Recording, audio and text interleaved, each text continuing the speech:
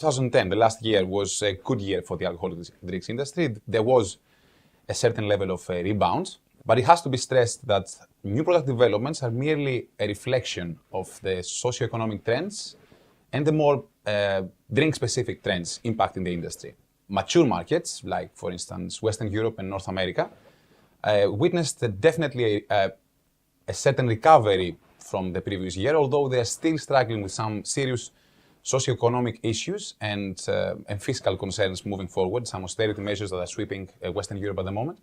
So in that context, alcoholic drinks innovation is answering these specific needs in mature markets. On the other hand, in emerging markets, we saw a much stronger bounce back over the last year in 2010. And of course, this also translates in the way manufacturers and distributors answered the demand for products that are relevant to the evolving needs of populations and drinkers over there. Internet and the new media platforms are actually gathering a lot of attention from all fast-moving consumer goods industries. And of course, alcoholic drinks could not possibly be away from that. We have, of course, Twitter, Facebook, all these blogging sites opening up everywhere, YouTube, advertising campaigns, different forms of media. We are expecting and we see more of it to become even increasingly relevant moving forward in many ways. And it does provide many opportunities for alcoholic drinks manufacturers moving forward, mostly in the context of interactivity and for growing the consumer base, and at the same time managing to get the attention of consumers of the millennial generation, which are very tech and internet savvy at the moment. This generation, which is currently coming of age, and as I said already, is very internet savvy and tech savvy, should be approached by marketeers, manufacturers, and advertising agencies in a very subtle, straightforward, and original approach, rather than trying to be patronizing or trying to be very preachy about their products, because that approach could potentially backfire. And so this is something to bear in mind moving forward. Examples from this kind of approaches, there are many out there. I guess one of the most common ones at the moment, and we're going to see more of it moving forward, is Facebook campaigns, zero-budget advertising campaigns, which are based on the premise of directly communicating with followers, if you wish, in Facebook, providing updates and creating a certain fan base quite quickly. That is on the one hand. On the other hand, we will also see more of what is termed QR technology, which is quick response technology, which is basically a two-dimensional design which is captured on a mobile phone, and it takes you straight to the manufacturer's or the company's site. Of course, there are more opportunities for more sales and upsales over there when the customer goes there. On a similar note, but as we will see later, quite different at the same time from mature markets, the main trends driving innovation in emerging markets is packaging innovation, taking a different twist, if you wish, from what happens in mature markets, in the sense that packaging innovation in emerging markets is mostly targeting economizing and accommodating different drinking occasions. Westernization in the context of imported brands making inroads in respective emerging nations.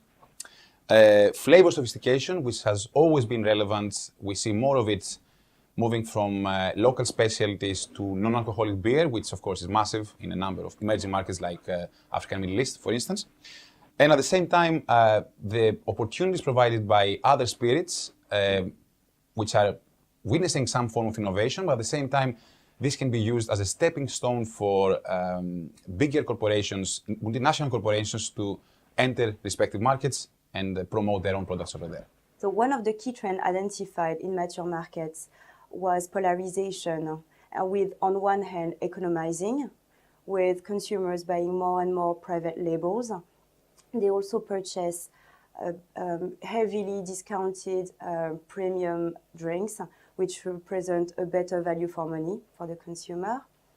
On the other hand, you have premiumization, where higher drinks are still relevant, but there was a clear shift towards understated luxury, and this globally.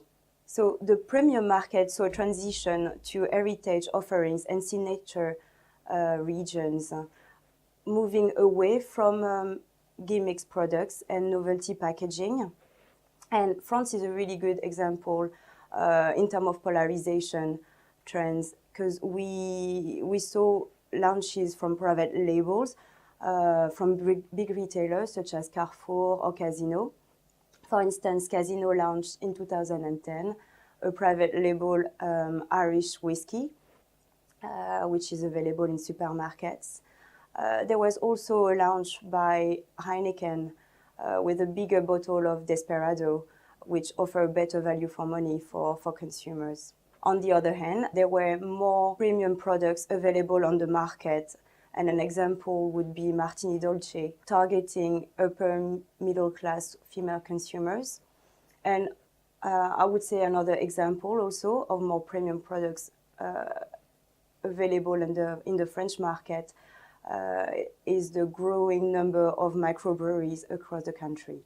Another trend in mature market would be the ready-to-drink high-strength premixes, benefiting from consumption on the go as well as at home. You also have health proposition from manufacturers who respond to the growing demand from consumers, but also from governmental campaigns. And in mature markets, you will see more and more products that are organic, low calories, natural, but also which represent less alcohol content. And finally, new media and internet sales represent growing opportunities in terms of retailing.